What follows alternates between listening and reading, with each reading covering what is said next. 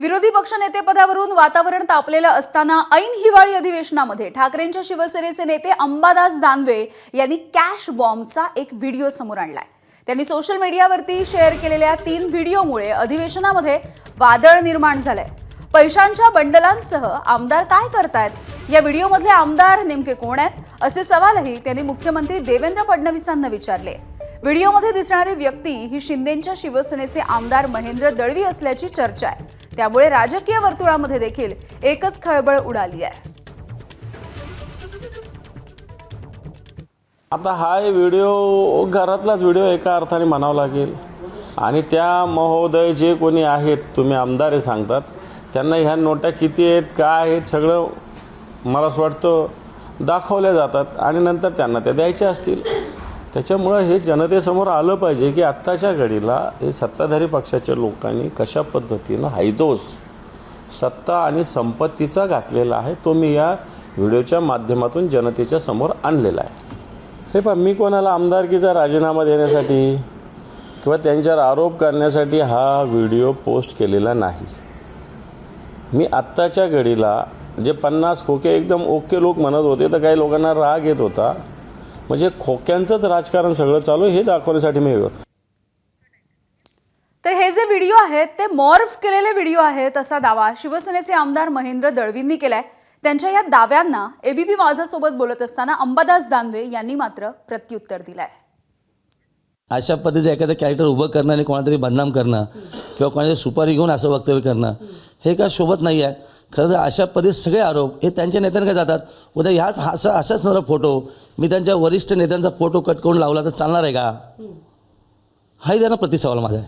महेंद्र दळवींनी जर मॉर्फ केलेला व्हिडिओ असेल त्याची पोलिसात तक्रार करावी आणि पोलिसांनी निष्प्रभपणे याचा तपास करावा आणि जर माझ्याकडे चौकशीला पोलीस आले तर मी त्यांना या संदर्भात व्यवस्थित उत्तर देईल। लाल टी शर्टवाले कोण आहे ते अंबादास दानवे सांगू शकतील किंवा त्यांच्याकडे जे काही पुरावे असतील या संदर्भातलं व्हिडिओ रेकॉर्डिंग असेल सगळ्या गोष्टी तर त्यांनी दाखवावंच महाराष्ट्रासमोर। उभा महाराष्ट्र त्या गोष्टीमध्ये नक्की बघेल आणि कोणातरी बदनाम करण्याचं कटकारस्थान त्याने रचलं आहे। याचा बोलवता धनी नक्की कोणतरी दुसरा असावा, कारण अंबादास दानवेंना महेंद्र दळवीची पार्श्वभूमी नक्की माहीत नसावी असं माझं व्यक्तिमत निश्चित आहे। एकतर माझ्याकडे या लोकांशी संबंधित व्यक्तीनंच हा व्हिडिओ पाठवला। हे आता चेहरा दिसत नाही त्यामुळे तो मी नव्हेच म्हणेल, तो आता पुढचा त्याच्या चेहऱ्याचा येईल त्याच बघूया। तर अंबादास दानवे यांनी पोस्ट केलेल्या कथित व्हिडिओवरून आता शिवसेना आणि राष्ट्रवादी यांच्यामध्ये जुंपलेली दिसतीये। शिवसेनेच्या आमदारांनी एक मोठा दावा केलाय। कॅश बॉम्बचा हा व्हिडिओ राष्ट्रवादी काँग्रेसचे खासदार सुनील तटकरे यांनी अंबादास दानवे यांना पाठवला असा गंभीर आरोप केलाय। अलिबागचे आमदार महेंद्र दळवींनी रायगडमधील राजकारणाचा या व्हिडिओशी धागा असावा असा संशय देखील व्यक्त केला। केवळ इतकंच नाही तर तटकरेंच्या रूपानं घरामध्ये शत्रू पाळलाय असाही आरोप थोरवेंनी केलाय। त्यांच्या या आरोपांवरती राष्ट्रवादीचे आमदार अमोल मिटकरी यांनी प्रत्युत्तर दिलेलं आहे।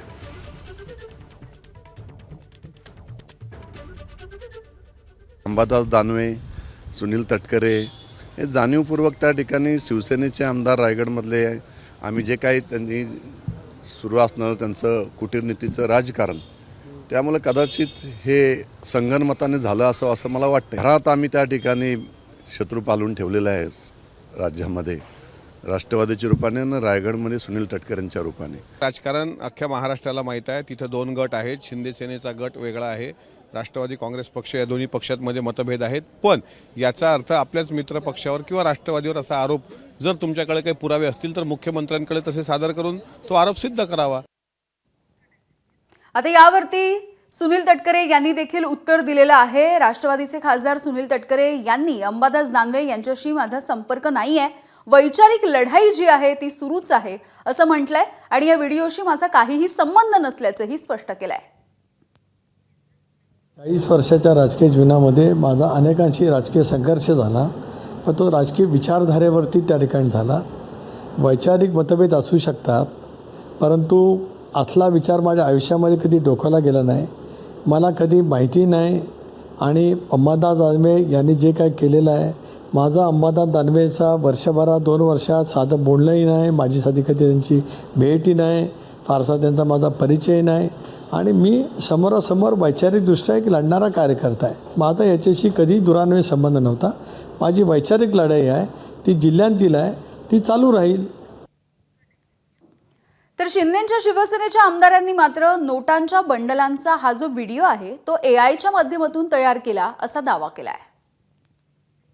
साहेबांचा जो व्हिडिओ आज दाखवण्यात आलेला आहे तो AI करून मॉप करून केलेला व्हिडिओ आहे. दळवींनी स्वतः त्याच्यावर स्पष्टीकरण दिलेलं आहे.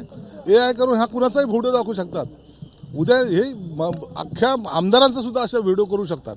अंबादास दानवेंनी आतापर्यंत जेवढे आरोप केले त्याच्यामध्ये कुठल्याही आरोपात तथ्य आढळलं नाही आहे आणि तो व्हिडिओ मी काही बघितला नाही. आणि आजकाल काय AIच्या माध्यमातून सगळे नकली व्हिडिओ बनवले जातात आणि नेमकं अधिवेशन असलं की तेव्हाच आम्हाला आमच्या आमदारांना आमच्या पक्षात टार्गेट केलं जातं आहे. तर अंबादास दानवे यांनी कॅश बॉम्बचा हा व्हिडिओ पोस्ट केला. त्यानंतर विरोधकांनी थेट सरकारवरती निशाणा साधलाय, हल्लाबोल केलाय. तुम्ही तो व्हिडिओ पाहिला असेल. तो व्हिडिओ एक अर्थी जे सरकार आहे त्याचं प्रतीक आहे. जिथे सरकारकडे कर्जमाफीसाठी पैसे नाही आहेत तिथे हे आमदार यांचे सत्ताधारी आमदार पैशांच्या बॅगा घेऊन फिरतात. आता हे ना म्हणजे तुम्ही हेलिकॉप्टरमध्ये ज्या बॅगा घेऊन फिरतायत आणि हे जे आनंदाचं शिधाचं वाटप चाललंय ते नेमकं कोणाचं आहे? सत्ताधारी पक्षातले जे एक आमदार त्या ठिकाणी व्हिडिओ गेममध्ये पैशाचे बॅगाच्या बॅगा आणि नोटाच्या नोटा तिथे ठेवून ते खेळताना दिसत आहेत. याचा अर्थ की महाराष्ट्रामध्ये 2 नंबरचा पैसा किती आलाय सत्ताधारी पक्षांच्याकडे. खोके कुठेही तुम्हाला दिसेल महाराष्ट्रात आणि राज्यच खोक्यांचं आलेलं आहे. खोक्या आणि बोक्यांचं राज्य महाराष्ट्रात असल्यामुळे नोटांच्या बंडला ज्या काही आमच्या अंबादासजींनी दाखवल्या आहेत ते सत्य आहे. त्याची चौकशी झाली पाहिजे, कारवाई झाली पाहिजेत, प्रामाणिकपणा सिद्ध केला पाहिजे, अशी आमची मागणी आहे. दानवेंच्या आरोपांवरून माजी मंत्री आणि ज्येष्ठ भाजपचे नेते सुधीर मुनगंटीवार यांनी देखील विरोधकांच्या सुरात सूर मिसळलाय आणि सरकारला घरचा आहेर दिलाय. एखादा व्हिडिओ माजी विरोधी पक्ष नेत्यांनी दिला असेल तर शासनाच्या वतीने निश्चितपणे त्या संदर्भात गंभीर दखल घेण्याची पद्धत आहे आणि विधानसभेच्या सभापती सरकारकडे या संदर्भात व्हिडिओ देऊन त्या व्हिडिओमधली सत्यता त्याची पडताळणी ही करतील. राष्ट्रवादी शरद पवार गटाच्या खासदार सुप्रिया सुळे यांनी या सगळ्या प्रकरणाची ईडी आणि सीबीआयच्या चौकशीची मागणी केली आहे. तर मंत्री नितेश राणेंनी थेट उद्धव ठाकरेंवरती हा कॅश बॉम्ब भिरकावलाय. सातत्याने एकीकडे माननीय प्रधानमंत्री नोटबंदी, कॅश, काळा पैसा नको म्हणतात आणि महाराष्ट्रात तर सगळा काळा पैसा, कॅश हा अमाप दिसतोय. मग नोटा आल्या कुठून याची इन्क्वायरी कधी होणार? मी आज बोलणार आहे इलेक्शन रिफॉर्म्सवर. मी याची ईडी आणि सीबीआय मागणार आहे. ज्यांनी काही केलं नाही त्यांच्या मागे ईडी आणि सीबीआय आणि त्यांना जेलमध्ये टाकतात. जरा जाऊन विचार, जरा बघ ना. कॅशच्या बाबतीचा आरोप हे ठाकरे सेनेचे आमदार किंवा कार्यकर्ते करतात ना, हे सर्वात मोठं जगातलं आश्चर्य आहे. कधीतरी कर्जतच्या फार्म हाऊसवर तुम्ही सगळेजण पहिले चाला आणि जमिनीमध्ये किती कॅश खोदून ठेवली आहे हे जरा उद्धव ठाकरे आणि आदित्य ठाकरेला विचारा ना जरा. उद्धव ठाकरेंच्या शिवसेनेकडून सत्ताधारी आमदारांच्या नोटांच्या बंडलसह व्हिडिओ समोर आणला आणि खळबळ उडवून दिली. आणि या पाठोपाठ राज ठाकरेंच्या मनसेनं देखील आणखी एक कॅश बॉम्ब फोडलाय. मनसेचे नेते संदीप देशपांडेंनी थेट सार्वजनिक बांधकाम खात्यामध्ये सुरू असलेल्या भ्रष्टाचाराचा एक व्हिडिओ समोर आणला.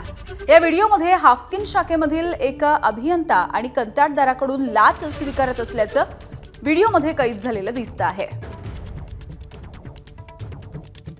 तर हे 2 व्हिडिओ आपण बघतोय. ठाकरेंच्या शिवसेनेचे अंबादास दानवे यांनी हा एक व्हिडिओ ट्विट केला होता. त्यानंतर मनसेनं देखील आणखी एक अशाच पद्धतीचा व्हिडिओ समोर आणलाय.